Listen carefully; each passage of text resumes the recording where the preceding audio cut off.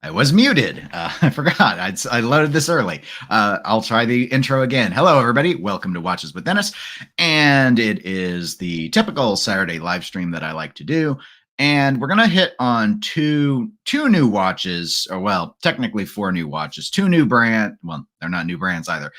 2 new model lines. Nope, they're actually not new model lines. Okay, we're going to do 4 watches. 3 of them are going to be Audemars Piguet in an existing model line. And one of them is going to be Tag Heuer, a collaboration with Hodinkee, which is also already in a pre-existing model line. I also, though, will start with talking a bit about the Tourbillon watch from Bremont, because I just think it was, I remember when I heard about them doing it, that I thought it was weird, and I still think it's weird, but I think it'll be fun to explore on the live stream.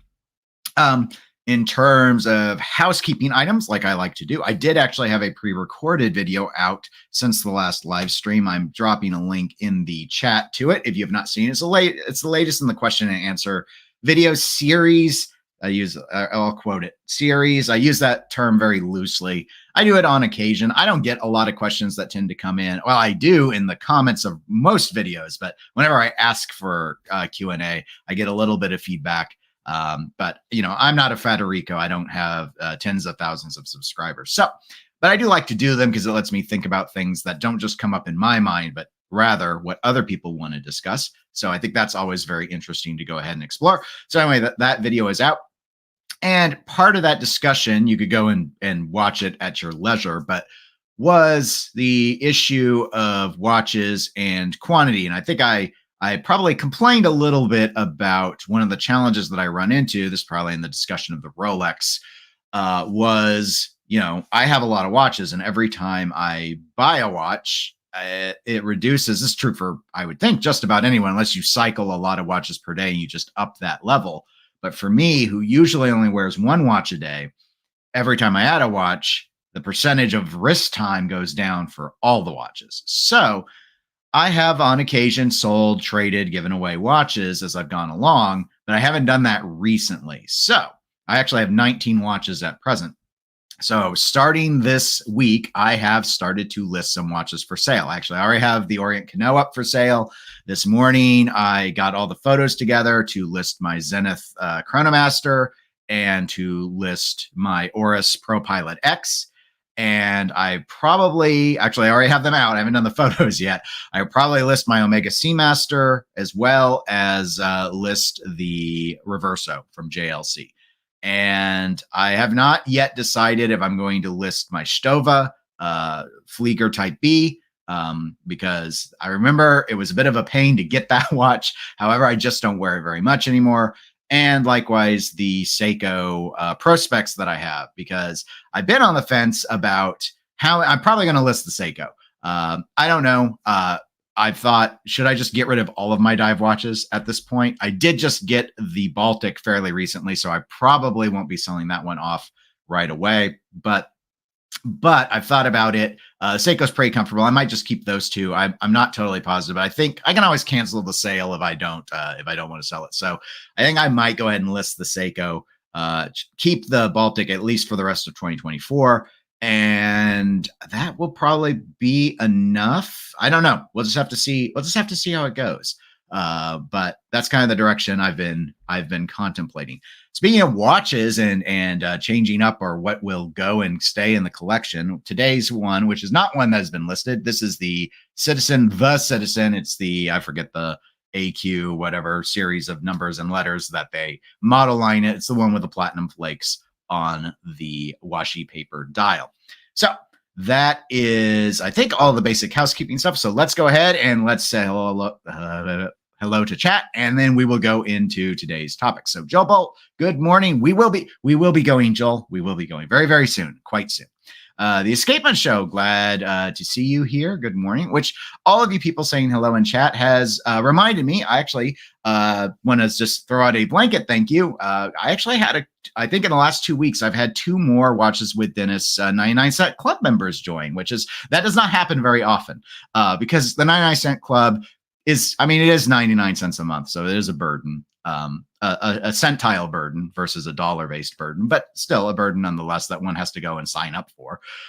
So anyway, I do appreciate that. And I see a few of you who are on already in the live stream, like Obese Tuna, good morning. And I see he's acknowledging Koji. Good morning, Koji, as well. The Reverso, yes, Koji. 4 dress watches, and one of them's not like the others. One of them's in steel, and it's the secondhand prices are so much higher now than when I bought that watch. That one I might actually get more money out of than most of these will probably go for a notable loss, but that one might actually not. So anyway, I want to go ahead and list it because again, I look at my spreadsheet, I look at my log, and I'm not wearing the watch very much. So it's like I could hold it and wait for it to maybe appreciate more and try and move it, or I could try and move it now and maybe use those funds to get into something else that I would wear more often. It's tough to say. It's always again, it might not sell. I have not listed that one yet. After doing 2 sets of photos and stuff this morning for Chrono 24, I got too tired and I just had to stop. I had to stop because you got to set the watches. I'm trying to find where all the scratches are so I can put them in the notation so people don't feel cheated, and all the rest of it. If I didn't have any other dress watches, that Reverso would. I mean, there's a reason I didn't trade it in towards the Langenzona because I wasn't sure. I still really, really like the dial, and I do enjoy the dial on that watch quite a bit. It's also my best hand wind movement that I have, period. Especially amongst the dress watches, it's the best wind. But again, the winding experience just isn't enough to keep it, is my thought. Okay, let's see. Continuing onward, Koji acknowledging that he likes the Sisson watch that I'm wearing today. The Escapement Show says, consolidation is a growing trend at the moment. The less is more philosophy is a great one. Wear the watches you love and make memories with them. Not to mention, on any watch, everyone's mileage may vary. When I have a watch and it costs me over $1,000, I insure it. So now that's not all that much money, but some of these watches are on the policy and I will be able to shave them off the policy. Because adding the Breguet added, I had to pay, I don't remember how much, but it was, several tens of dollars for the Breguet because of its value. So like the JLCs on my insurance, I insure the Omega, I insure the Zenith. I don't insure the Orient. It's not worth it. But, so there's also that, but it's such a small player. It's just something I have to remember to do, because I'm like, what do you do if your watch gets stolen? I'm like, well, that's what insurance is for. So I make sure I insure all of the expensive ones. And Koji says, I get it. The Reversos are selling quite well now, but I still regret trading mine in Psy. Well, for you, it may have been a mistake, but for me, it may just be Tuesday. That's kind of how it goes. So anyway, those of you who are watching live, I appreciate it. If you could hit the like button, I'm going to try and remember to remind people to do that. Tim Masso says it helps. I believe Tim, because Tim has forgotten more about watches than I will ever know. So we're going to trust Tim, and we're going to say hitting the like button is very helpful to the channel. What's also helpful to the channel is me actually getting to the topic that I advertised the video to be about. So let's do that. We're actually going to start with Bremont. We're going to use 3 articles today. They're all linked in the video description like usual, so you can go and read them. I'm not really interested in exploring the stats and stuff. I really just wanted to have a conversation with those of you who have gotten up at a time to be able to watch me about this Bremont. They have this new line. So, okay. Let's start a little bit, not all the way from the beginning, because I don't know the history of Bremont, and I don't think most people really care. But let's start with where Bremont kind of is at this point. So they are under new leadership. Davide made his name with the Tudor Black Bay, but he's been at other brands as well, like Montblanc. He is now running Bremont, and they've launched new lines. The Terra Nova, I believe, is one of those new lines. They're no longer a solely like military aviation theme, which is kind of what Bremont ran with originally. Now they are kind of let's call them a British Tudor. I think that's what they want to be, is a British Tudor. I don't know how well it's working, but I remember when they were talking about their new model lines and all of what the approach they were going to take, one of the major points of emphasis was that they needed to be more accessible to the general public, which accessibility in watch speak means more affordable. So, and that's true. They do have models that sell for less than old original Bremont had models selling for.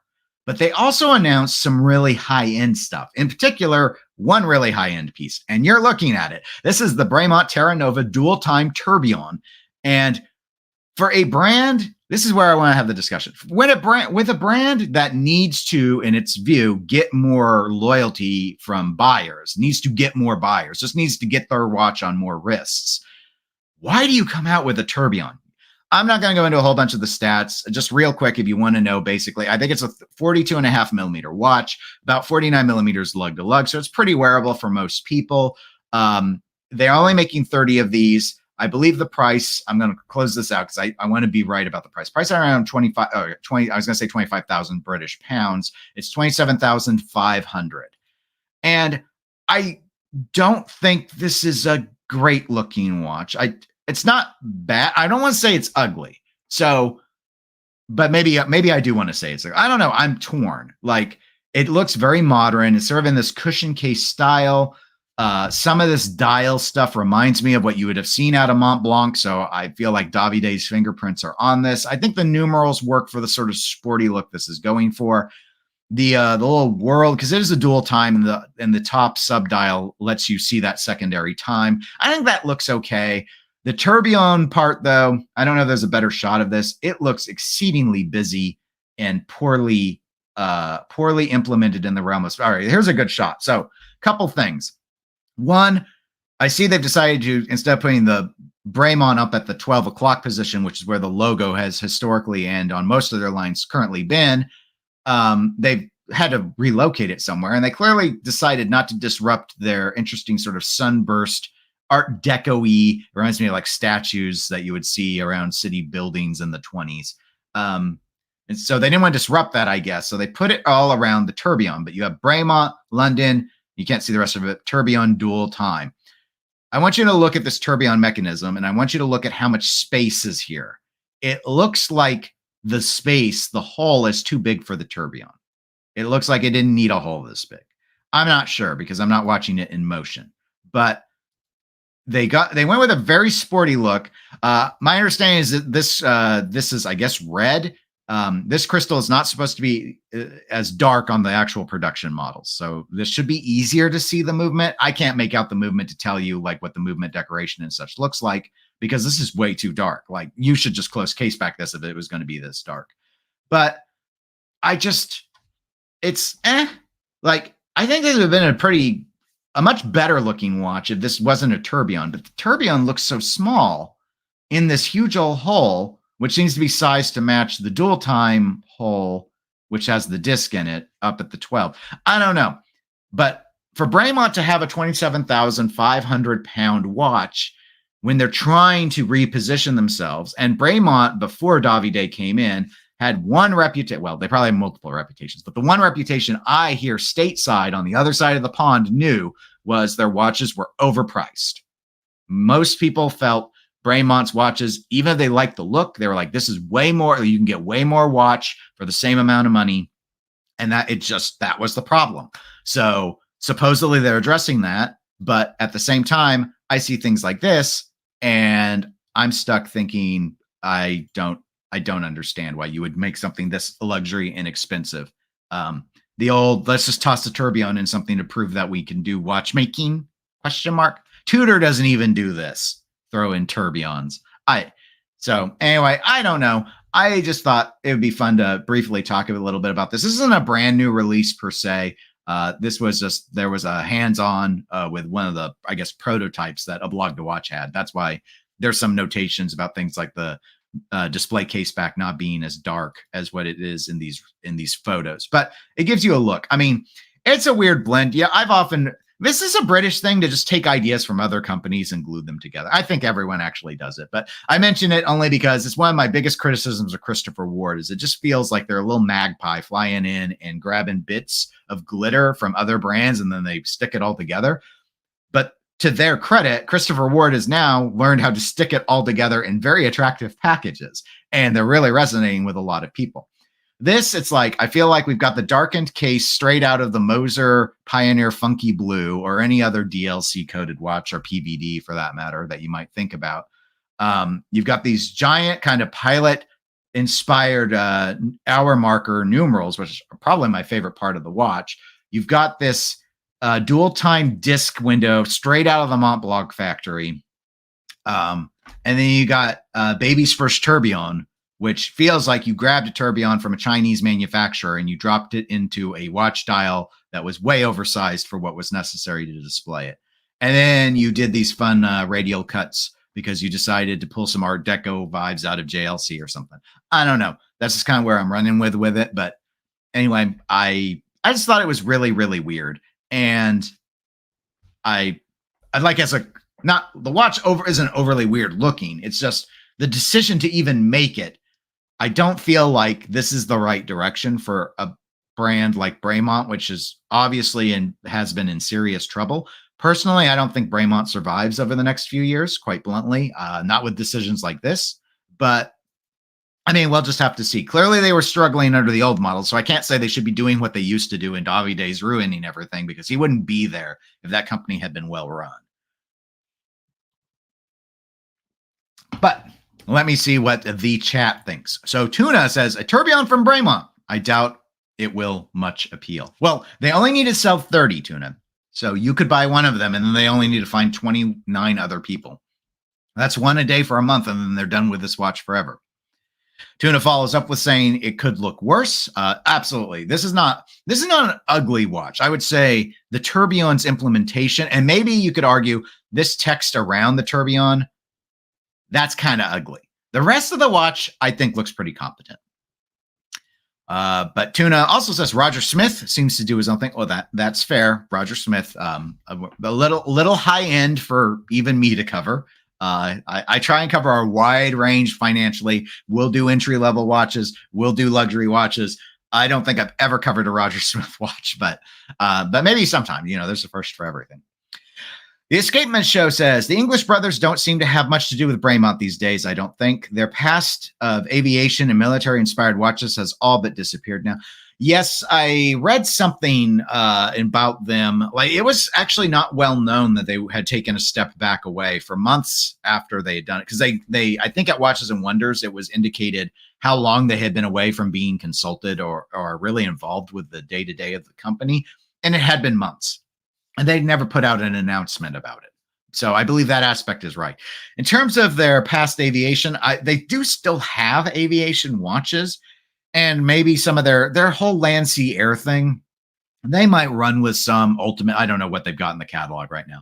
They might run with some ultimately that will continue to be military inspired. I mean, land, sea, and air allows for that. Land, sea, and air is what I feel Hamilton does, but kind of like how Bremont was known for air, Hamilton is known for land, but they do have dive watches. They do have aviation-themed watches. In fact, my one and only Hamilton I ever owned was an aviation-themed khaki watch. So maybe that's a route they could go. I think they're just, they're throwing their gambit, right? Reference Deadpool 3 there. Their gambit. They're throwing cards all over the place, just seeing what might land there. It feels scattered, and a very shotgun style approach, because it is compared to what they once were.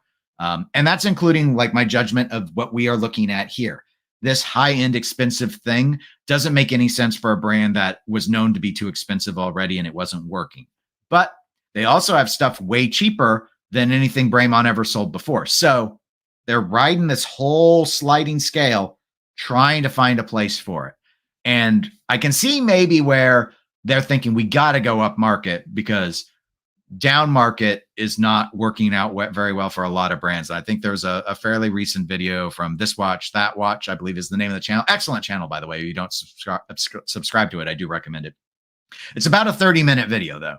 But he dives into a lot about what's going on with the number of units sold at those lower kind of smartwatch priced watch points. Bremont, I don't think ever wants to get that cheap, because that market seems to be drying up. Continuing on, the Escapement Show says, the new land, sea, and air theme that has been introduced is a total revamp of the brand. The Terra Nova looked like a Hamilton. The Tourbillon seems like a bizarre venture by the revamped brand. And he concludes with, the Bremont stand at Watches and Wonders was like a Shadowland, as they just had been rebranded. Yes, there were a lot of concerns coming out of Watches and Wonders. I would say Bremont was the punching bag of Watches and Wonders for a variety of reasons, but their rollout did not go over well with a lot of people just in general. That being said, we will go ahead and let's move on to some of the new watches that have come out recently over this last week. So maybe this one will be well received. Unlike Bremont, let's talk a little bit about good old Tag Heuer, a brand I've never owned a watch from, but a lot of people have. A lot of people, their first luxury watch was a Tag. And Hodinkee knows this, and Hodinkee is still trying to dink.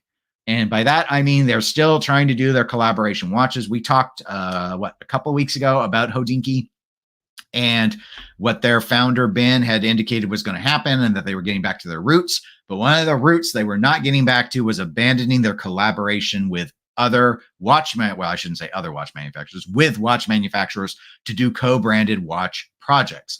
They have done several with Tag. This is at least the third one that I am aware of. And it is, in my opinion, a pretty attractive looking watch. So we will go ahead and we will go through this. It's actually a vintage inspired watch. It is using Tag's Glassbox Carrera, the Glassbox Carrera case, which a lot of people really, really like. It's a 42 millimeter case. And you can see in this photo, they achieve this doming at the edge of the sapphire, which gives it a very plexiglass look without being plexiglass. It remains a sapphire watch. And so 100 meters water resistance. The way this watch works dial wise is, so you've got hours, minutes. The central second hand is the chronograph running, the chronograph seconds. The 6 o'clock position is the running seconds. The minutes for the chronograph elapsed time is the 3 o'clock subdial. And this 9 o'clock subdial is the tidal, timer function, which I believe this push button, which says Tide on it, is not talking about the laundry detergent, I'm assuming, but is instead to activate that feature. So that's kind of what this watch does. I think it's very attractive, tastefully done. I've actually liked a number of the collaborations that Hodinkee has done, and I see why Ben doesn't want to give that part up, because while they might not all instantly sell out anymore, they do have some very attractive looking watches. There's a Zenith Hodinkee collaboration, which is probably my favorite of all their collaborations, but this looks very, very nice, in my opinion. And a lot of collectors who have kind of sworn off of Tag over the years have been getting won over by these glass box style Carreras. Price, not insignificant. It's just under 8,000 US dollars. It's 7,950. And of course, as a Hodinkee thing, it is limited to a ridiculous 968 pieces, which is awfully robust for a watch at this price point, in my opinion. Will they all sell out? Maybe. It is a relatively tasteful looking watch in general. The only criticism I honestly had about it, because they put all the Hodinkee labeled branding here on the back, which is fine, is this movement decoration is about on par with Oris, maybe a little bit better than an Oris that's going to sell for half this price. So that's not all that attractive. Most people don't buy watches to look at the movements, and it's Tag. You never expected any hand finishing on the movement anyway. I would rank this below what you get out of Omega, though. So, and you can get Omegas for less than this, but you can get Orises for less than this too. You can get a lot for less than this. So it's okay. I just thought that's the original that it's based off of. But I thought I'd talk about it because I actually thought the execution looked pretty good. In fact, compared to the original, I actually think this new one looks better. I think the choice with going with the black dial appropriately modernizes things and lets the subdials still stand out really, really well. The whole tidal thing is a really unique function. Means nothing to me out here in the Midwest in a landlocked state, but some of you might find it far more of a resonating thing. And the size at 42 millimeters for a chronograph, that's okay. That's pretty standard, I would say, or pretty reasonable. I hate chronographs that get really, really large. I prefer smaller chronographs personally. I'm not a major chronograph person, which is why I only have one, and why I mentioned at the start of the video that I've already taken the images and stuff to sell it, because it's not a movement that I end up using anymore. I used to when I was younger, but I just don't at this point. So anyway, thoughts on this for those of you watching the recording, please comment them. But those of you who are here live, I'll go ahead and start catching up with the chat at this point. So Tuna says, my son is into Tag, but meh.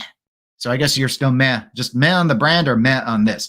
The Carrera is probably, of the chronographs, there's the Carrera and there's the Monaco.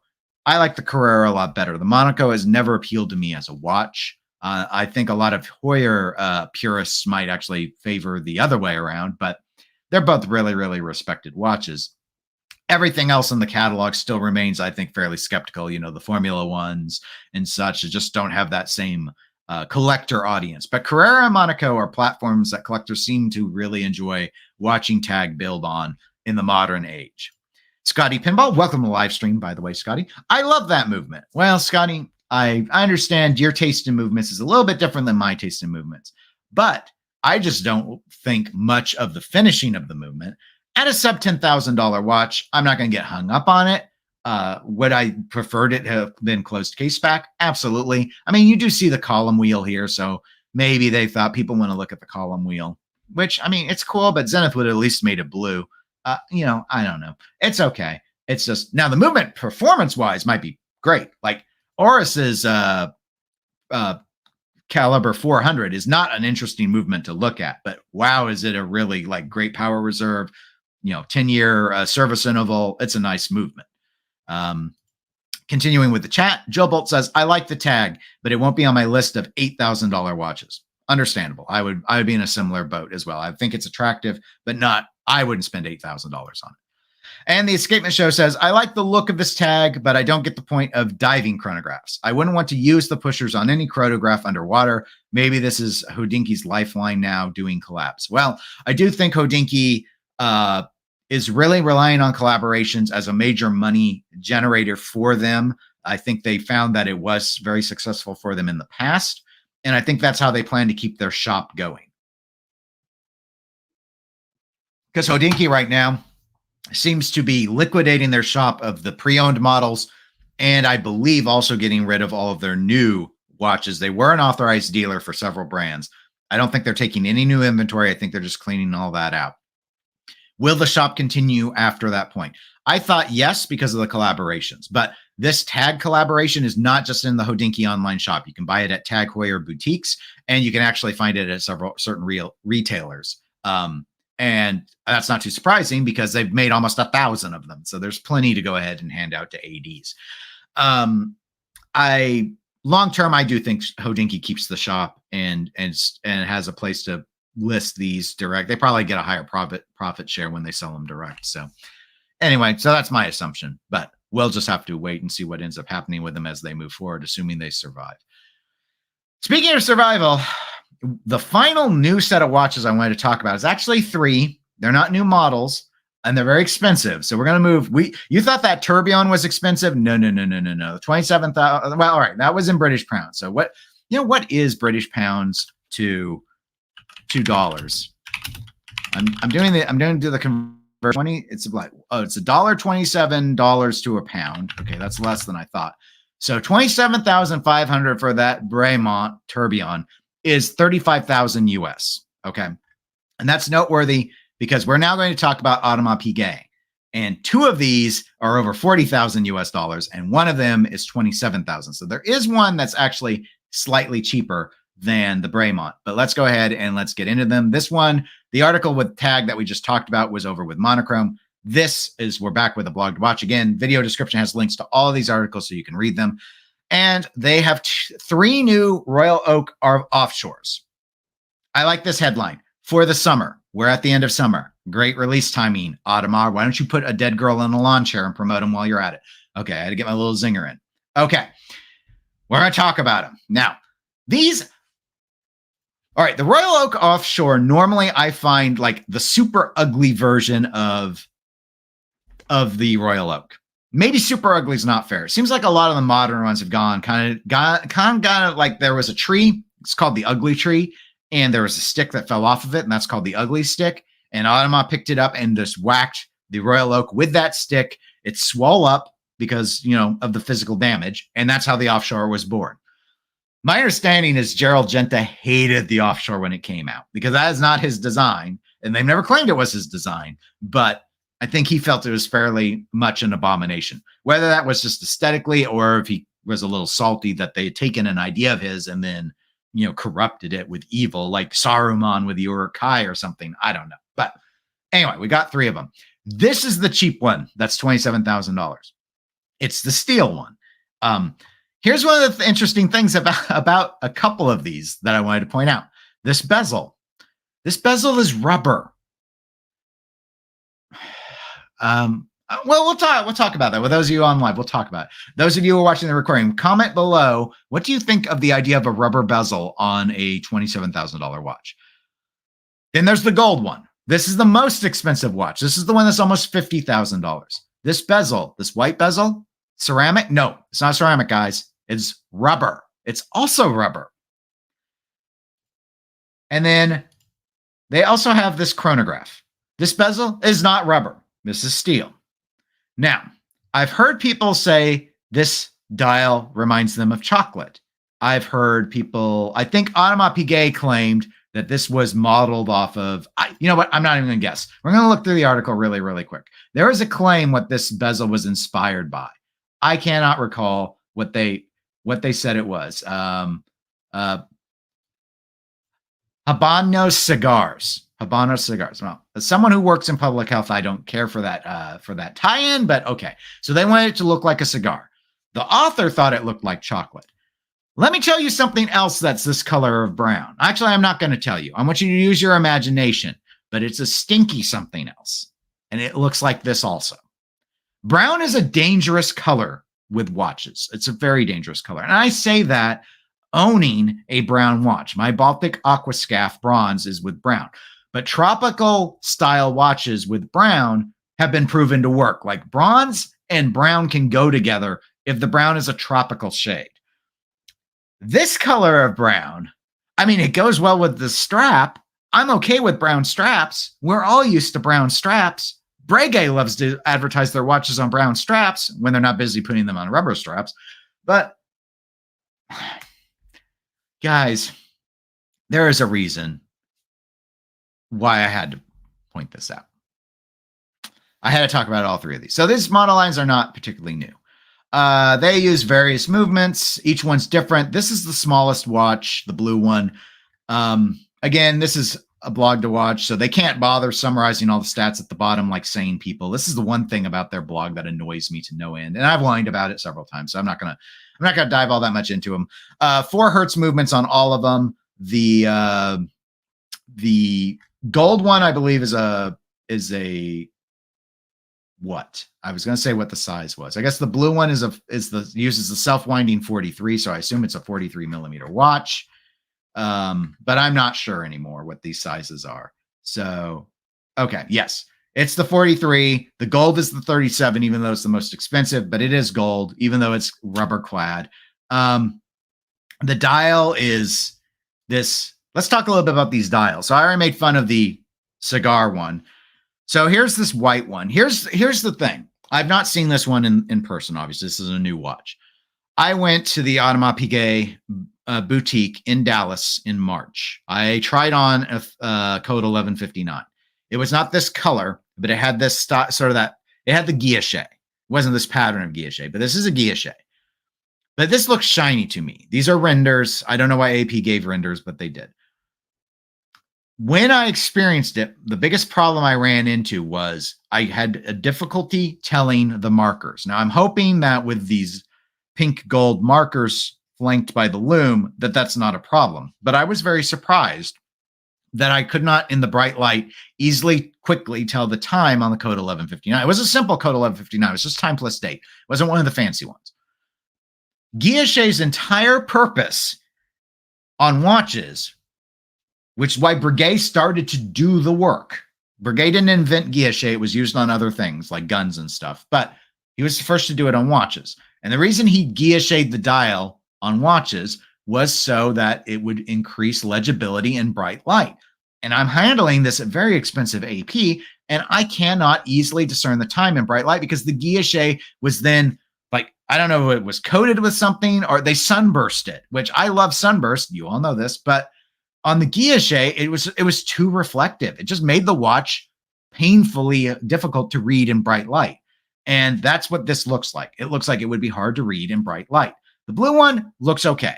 And from what I've seen with they've used this style blue for a really, really long time. Why are they doing rubber bezels? Does the Offshore always have rubber? Obviously not, because the chronograph Offshore doesn't. But I'm like, the texture looks cool. But then when I think about that this is rubber, and I'm like, why are they charging these prices? So here are the prices. $27,400 for the blue one. The chronograph is 41,600.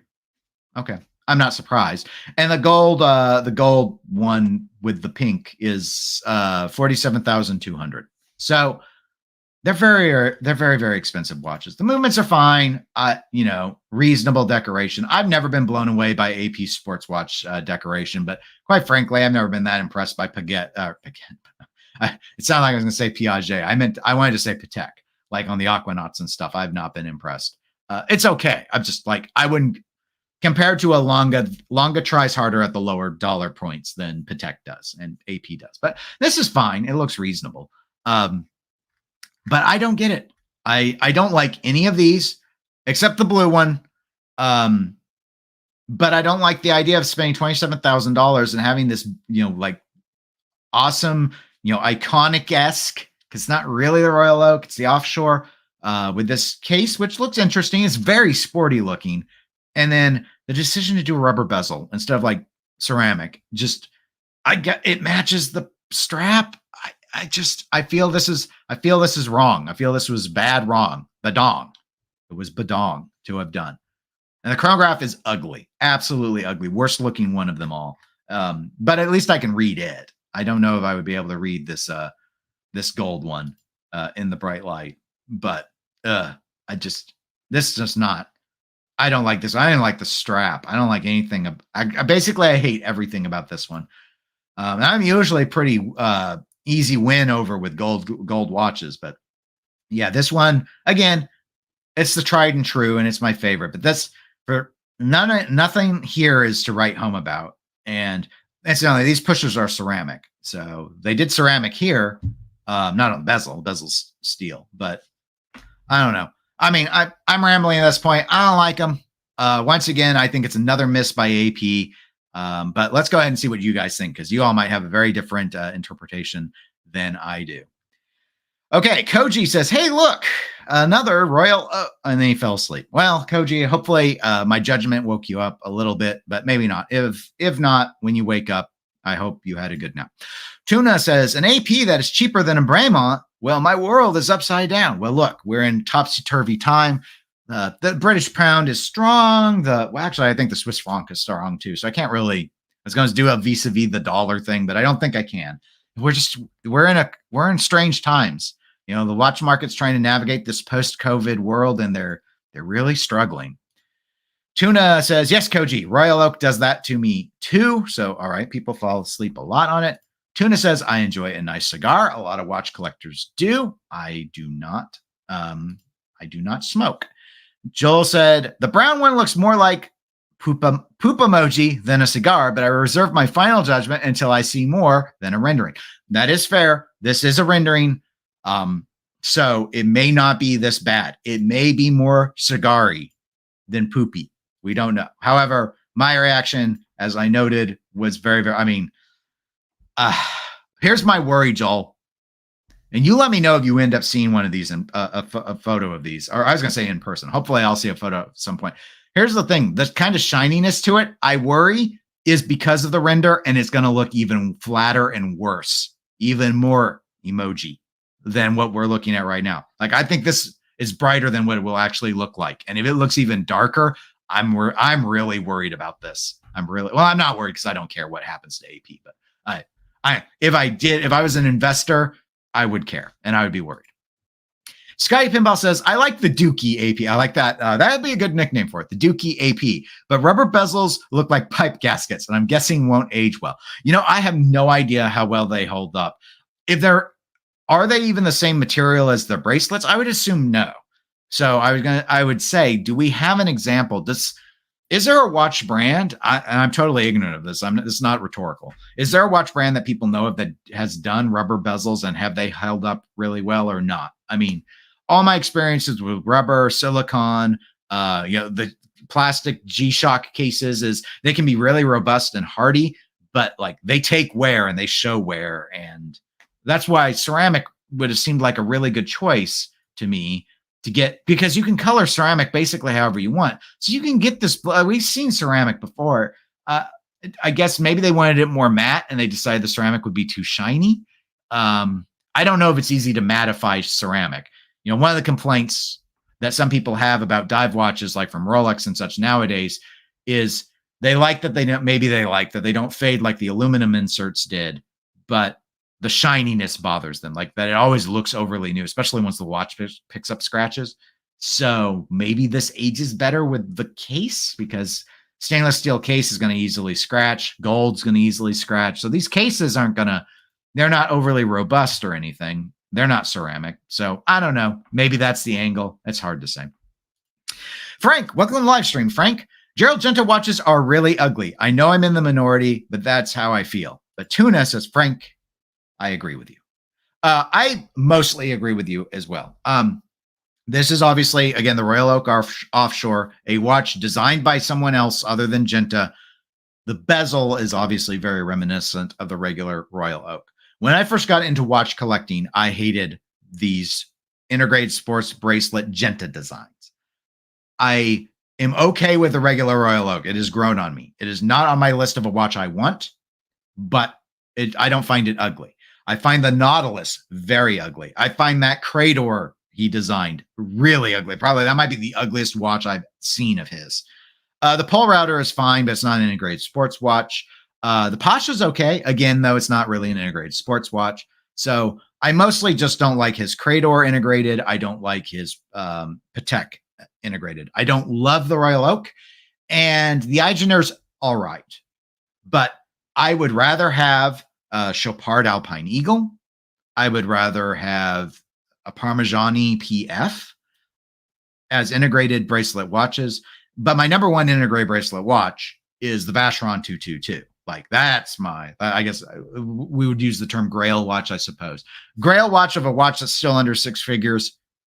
The Vacheron 222 is my favorite. So, but that's not Genta. So yeah, I do not worship at the altar of Genta. I do like some of the quirky stuff he did, again, non-integrated, like some of his Genta branded stuff, like his jump hours, like the Mickey watches and stuff. I'm not a Disney fan, but the watches in themselves, the playfulness while still being high end, I think he executed on that pretty well. The Escapement Show says, the Offshore was dead half a decade or so ago. AP are obviously trying to revive it. The Royal Oak is branded towards pop culture, sports stars, rappers, Hollywood hype, buyers with fast cars. Well, I drive a Corolla, so I guess it's not for me. And I know Ken, who's one of the 99 Cent Club members, he's shared before, like the AP is mostly sold through boutiques now at this point. I think there might be a few independent authorized dealers, but by and large, they direct sell their stuff. And they have a whole hierarchy. And I think the Offshore falls into that. Like if you want to go in and get a particular Royal Oak, you gotta work they have a chain that they want you to work your way up through. And I think the Offshores are part of that process where you have to buy enough watches and then you get in there. Whereas it sounded less structured to me with let's say you want Pateks, which are sold at a lot of ADs. Like, I don't know that they really care what you buy. Just if you buy enough, then you can start getting the fancy stuff. I think Longa, which sells through boutiques a lot, I don't know if they necessarily care, like working you through a chain to get an Odysseus. I think getting on the list of the Odysseus might just be like, you have to have spent X hundreds of thousands first. And they don't care if you bought a bunch of Longa 1s or Saxonias or whatever.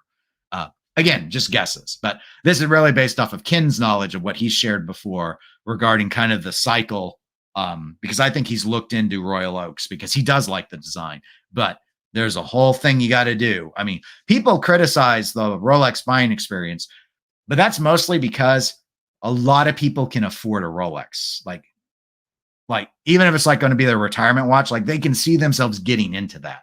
A lot of people don't see themselves getting into an AP. So going through the process of getting a desirable one is a whole thing. We're gone down a weird rabbit hole but we're enjoying the Dookie while we've been going through it. I have to clear my throat. Continuing on with the Escapement Show's comments. Excuse me. AP needs to concentrate more on different styles of watches, like their Star Wheel, the remaster models, and dig into their back catalog of high horology with the Jules Audemars Perpetuals, etc. I would really like to see the Jules Audemars model line come back in. And I've heard, I cannot remember who it was. It might be Tim Masso, or he has a podcast for 1916 Company. I forget who he's doing who's co-hosting with him. Might have been that individual, though. I've heard someone on a podcast somewhere say that they would like to see AP start doing the code 1159 for things like the Star Wheel and stuff, ditch the more fashion watchy 1159 stuff outright, and then bring back some of these other lines like the Jules Audemars to do the dress watches, because they didn't think that the 1159 was working as a dress watch. It's an interesting concept, but it reminded me of what you just said, Escapement. So I just wanted to point it out. Tony, welcome to the live stream. They're all terrible. Well, I don't know, Tony. There's this one. It's got gold in it. It's almost $50,000, but it's got gold in it. Koji says, the only Genta design I've ever really liked is the pole router. Well, the pole router is a very classically attractive watch. It would be interesting to see a pole router revival, but I guess we'll see with when Universal Geneve's brand gets spun up from its purchase, and see what happens with this revival. I bet you they got to do a pole router. They're going to do one. They got to. Everyone, Genta's name makes money. So they got, if you got something in the catalog from a Genta, you're going to do it. Even if you think it's ugly, you're going to do it. Tuna says he thinks the pole router is an exception on the ugly Genta watch thing. Tuna says Holy Trinity to me is dress watches. That's been my historic leaning as well. But you know, it's interesting. I think it's fair. I think it's fair for you to say, though, at this point, obviously, Audemars Piguet's entire model line is relying on what Escapement had said earlier about this sort of pop culture focus. It's a very sports watch oriented brand. They're just not really doing a lot of dress watches. The 1159, some of them are dress watches, some of them are not. At best, I think most of them would be considered a dress watch in the same way you would say a Datejust is a dress watch. Elegant, sure. Bracelet, though, you know, it's going for its own thing. It just depends. But with, you know, back to that with this, it reminds me of when the 5711 Nautilus was 10-year waitlisted, and so Stern, you know, the CEO of Patek, ended the line. Now they have it back basically, but it's white gold, so they can charge more, which is still less than you'll pay used. You know, it's just an angle that they go with, and I think the decision there was because they don't want to just be known as a sports watch company, and so it's become very important to them. I feel for the brand to be able to do that. So. Oh, we have a little notification. I guess Ken is here. Member for 11 months. Well, thank you for supporting the 99-cent club for 11 months, Ken. At 12 months, it's almost $12 worth of support, but it's less because it's 99 cents. Oh, there's a comment from him in the chat. Hey, Dennis and all. Actually, I agree. The Royal Oak is way overrated, and I despise the brand in general. Okay, that's good to know. But you know a lot about the brand, and I do not, which is why I'm still relying on your knowledge about the boutique buying experience to be able to share with others so they know what it is like to go through. Tony says that the Royal Oak Gold Offshore that we were looking at, and I put back up on the screen, is the worst one of the lot. Very judgmental, but perhaps very true. But compared to the Dookie chronograph, are we sure? I don't know. They are renders, so it's hard to say. We're going to have to think about it. Nicholas, welcome to the live stream. Hey, everyone. Finally catching up on one of these live while I'm in the U.S. Well, enjoy your trip to the United States. Hopefully, we do not alienate you from ever coming back. But I'm glad you could make it. So anyway, those were all the new watches I had for us to discuss. I didn't think we would take a full hour, and it has not. So I didn't know if there was anything anyone live wanted to discuss while we were at it. But just sort of closing thoughts on what we've discussed on today's main thing, our main talking points. So Royal Oak Offshores, broadly speaking, these are not winners for those of you who are watching live. Those of you who are watching the recording, I guess, note if you liked any of them. I thought maybe the blue one would get some praise, but it didn't. You guys didn't like the blue one. We talked a little bit about the Tag Carrera glass box style. That's the Hodinkee throwback. Based off the vintage model with a little tidal indicator. Other than me saying I thought it looked pretty good, most of you just said you don't buy Tag, but maybe your kids do. So that one didn't really go very much anywhere. And then We talked about the Bremont Tourbillon, which was, no one got, super passionate one way or the other about the design of it. Just a lot of questions, which were the same as my question of why is Bremont doing a 27,500 British pound tourbillon? It seems very odd. That's about 30,000 US. Seems very odd. I still think that this tourbillon looks like it's not filling out the space properly. Maybe it has more overhang that I can't. This is a hands-on prototype, but I get it. Most people don't really care like to look at the super duper inside of the tourbillon, but I was hoping for a better shot of it.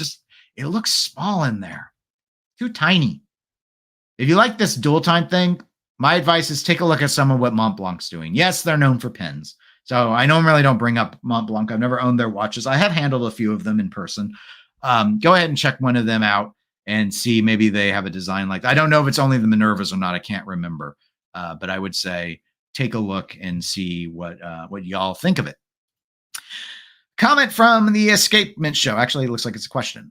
Dennis, do you think AP should still be in the Holy Trinity, seeing as they are basically a one-trick pony brand? Should Longa replace them, do you think? That's an interesting, very interesting to me question. And in fact, I want to kick it to everyone who is live to think about this question and share what you think. The way I would rephrase it for the chat would be, name who you think are your top 3 Holy Trinity brands. I've explored this before. You can use any definition you want. I've heard all sorts of different theories. Let me answer your question first, Escapement. Do I think AP should still be in the Holy Trinity? Historically, my answer has been yes, that I would remove Vacheron and put in Audemars Piguet. But that is not driven by my preferences as a collector. That is driven by where I think the consumers see the brands. Vacheron seems to be getting some stuff right lately. Now, I would rather own a Vacheron than an AP. AP is dead last in my list of these 3s. So at this stage, given how sports watch oriented they've gone, I've thought maybe they should get chucked out. However, when we look at like their AP Royal Oak concepts and stuff, they're still doing a lot of high-end horological movement work. Like, they do the tourbillons and they do, they have the fancy timekeeping just like Patek and just like Vacheron does. From a popularity standpoint, if we're thinking the Holy Trinity should be like the hype stuff, AP absolutely belongs there. It would probably be AP, Patek, and Rolex because they're the ones, even post-COVID, if we're looking at watches that cost more used than new, those are the ones that have the most models that way. No, it's not all of them. Not every Rolex is more used than new, but a lot of them still are. It's not by a lot, but it's still more. And that means there's the demand. And that means Rolex is important to people. Plus, it's one of the more approachable brands comparatively in terms of starting price point. Vacheron doesn't, the blue dial overseas is like their one hype piece, right? One of the nice things about Vacheron is you can get such good deals used. Like there's no hype for patrimonies. There's no hype for traditionals. The 222, I checked the used prices last week. They're generally selling for the same as new. So that even is no longer a hype thing. I think that's still just kind of difficult for people to get. One, because the starting price is over $70,000. And 2, it's only boutique sold. So Vacheron just doesn't have anything like that. Longa, well, I love Longa dress watches, and that's alone why I'd want them in the Holy Trinity. It's their sports watches where they've got the hype, like the Odysseus, what is it? I don't remember the name anymore. The date one, the datograph or whatever. Like their sports stuff's what people want. So, they kind of straddle it in both sides. People still love the Nautilus. There are a lot of people like the Aquanaut. I actually think the Aquanaut is probably even uglier than the Nautilus. The Calatrava is basically the only shape I really like, and they even have some ugly Calatravas, so it's weird. I feel, it's kind of like Breguet might be the most old-timey watch, which I love for dress watches, but it's why I think they struggle with their sports lines. But Patek is real close with just kind of feeling a little fuddy-duddy. But it's like one person's fuddy-duddy is other person's heritage legacy. I don't know. Rolex doesn't feel fuddy-duddy, and their designs are pretty old. So it's weird. It's weird. So, okay. So ramble. where I would, the thing is, does Holy Trinity have to be Swiss? Because if it has to be Swiss, we can't put Longa in there. So making up my own rules, I guess what I would do is I would say Patek, because they definitely still do all the high-end complications. They still stay at the top of the pyramid. I'd put Longa in. I would throw AP out. And I guess I would keep Vacheron in solely because they still do a lot of advanced complications. And they're doing sports and dress. They don't feel one tricky. So yeah, that's kind of where I would do. I basically agree with what Escapement said. It took me 5 minutes to say it. I don't know. I wanted to kind of take you through my brain's journey. Hopefully you all didn't get lost along the way, because I don't think it made a lot of sense. But it is what it is. It's a live stream. We can't help it but be disjointed to some degree. Let me see what you all had to say. Joel Bolt says, I don't believe AP should be in the Holy Trinity. Okay, but what do you think should be in there instead, Joel? You're halfway there. You've kicked someone out, but I need to know what you want to put in its place, because otherwise it's the Holy Duopoly, and that sounds weird. It sounds like a board game, so we can't have that. Koji says, adios, AP. Okay, but what goes in instead, Koji? We need to replace it. And you may have already said it below, but I have to say it like this so it sounds super judgmental. So we're working our way down the chat. Tuna says, presently, Longa seems to deserve that a little more than AP. Okay, so Tuna's on the same page with Escapement Show, on the same page with me. We'll take Longa. We'll take AP. That's the sound of AP getting sucked out. The sound of the high-pressure hose shooting Longa into the Holy Trinity. Scotty Pinball says, don't the Holy Trinity have to be Swiss? It's an interesting question. I'm going to say no, but that's because the whole Holy Trinity thing is basically just a made-up concept. When did it come about? I don't remember. I think it was in the 80s that people kind of date it back to, but we're not really sure. The bottom line is the Holy Trinity, people have looked at these brands that are in it, and then I think try to define what it is around them. So existing Holy Trinity being Audemars Piguet, Patek Philippe, and Vacheron Constantin. They're all over 100 years old. They're all Swiss. They all can do grand complications. They're all expensive. I guess that's what makes it Holy Trinity. They all do a degree of hand finishing on some of their watches. So that's where people have brought up things like, well, why isn't Rolex Holy Trinity? Because they're far more in demand than any of those brands. Well, Rolex doesn't do grand complications. Okay. Well, why isn't Longa? Longa does like all of this stuff. Longa's too new, and they're German. Well, what about JLC? JLC can do all of this stuff that like they do grand complications and all the rest of it. Well, you see now, if you wanted to do that, Scotty, and say you wanted them to be Swiss, that would be an example. You could argue, should JLC move in? Well, JLC didn't make watches long enough. They did movements too long, and they're not old enough or something. I don't know. Tony says, dump Vacheron, sacrilege. Well, again, it depends on how we want to define it. I was trying to think kind of in the realm of a hype, like a hype Holy Trinity, and Vacheron just doesn't have it. Here's the thing with Vacheron. People started to talk up the overseas, and I swear they only did it because they couldn't buy Royal Oaks and they couldn't buy Nautilus. Is it Nautilus? I'm going to go with Nautilus. Like during the pandemic, you saw like there were YouTubers going out there showing off their Vacheron overseas. It's a nice looking, like, of the integrated sports watch bracelet watches of regular Royal Oak, regular Nautilus, like 5711, and regular overseas current gen, I agree. The overseas looks the best. It's also the one that wasn't designed by Genta, so that probably explains why it does look the best. It's basically a sportified 222. It was never a hype watch. It only became a hype watch because people couldn't buy the real hype watches, and then everything that trickled down hype. And we all saw it. I mean, I've told this story before. I have a Rolex Explorer 2 16570. That watch now can be, everything's moved up. Like people were waitlisting for Explorer 2s. My Explorer 2 was like a year old, and they couldn't get rid of that thing fast enough used because no one wanted them. It only became popular because it got hard to get the other the other Rolexes by and large. I mean, I've kept it for a reason. I enjoy it. It's my one GMT watch, but I'm not going to pretend like all of a sudden it became this thing. But so that's the aspect there is It's more of a hype Trinity thing. And I see Ken's comment is similar. So holy hype Trinity, Rolex, Patek, and AP. I think it has to be those if we're saying what is the hype models. That keeps you Swiss too. So I definitely think that that's the case. And I see his example of the high horology, or the horology Holy Trinity would be Rolex, AP, or wait, no, hype. I see. Yeah, I'm sorry. I thought I was still on Ken's. Koji says the hype Holy Trinity is Rolex, AP, Richard Mille. Interesting. I had not thought about Richard. They have successfully generated a lot of hype.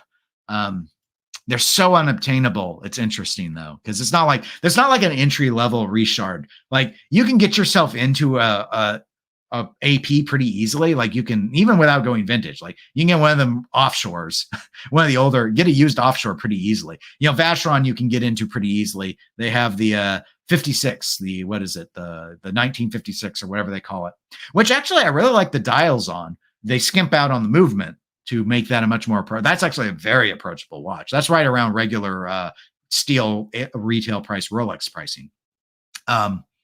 Anyway, it's an interesting thing. I'm starting to skip around on the chat a little bit, so I have to be good. Koji says, I'm biased like obese. Holy Trinity is dress watches, even though the trend is obviously now towards sports watches. And Koji says, if we're sticking Swiss, I'd put JLC in over Audemars Piguet. Escapement Show says, I would never dump Vacheron. Well, you've appeased Tony on the sacrilege. The 1921, the 222, the Twin Beat 64-day power reserve, the Patek are definitely a complication brand. Longa are worthy, I feel. Their movements are better finished than Patek. Longa's movements are better finished than everyone's at the entry point. When you move up, I don't know. Like if you're getting grand complication Patek, I know they put in a lot more effort on the finishing. It's like Longa has a baseline finishing that they do is better than the Holy Trinity finishing in general at the starting point.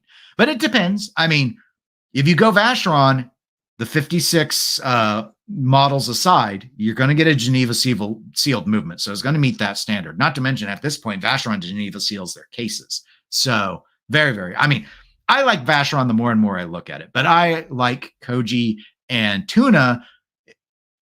Like dress watches for me are more that thing. And so it's easier to look at them. And also those are not hype pieces. So you can look at a lot of those dress watches like the 1921. You can find a 1921 all day, especially a 40 millimeter, a little large for me, but the 40 by 40 millimeter ones all day. And they're thousands less than you'd buy at the boutique. Like they just go for less used. There's no hype to them.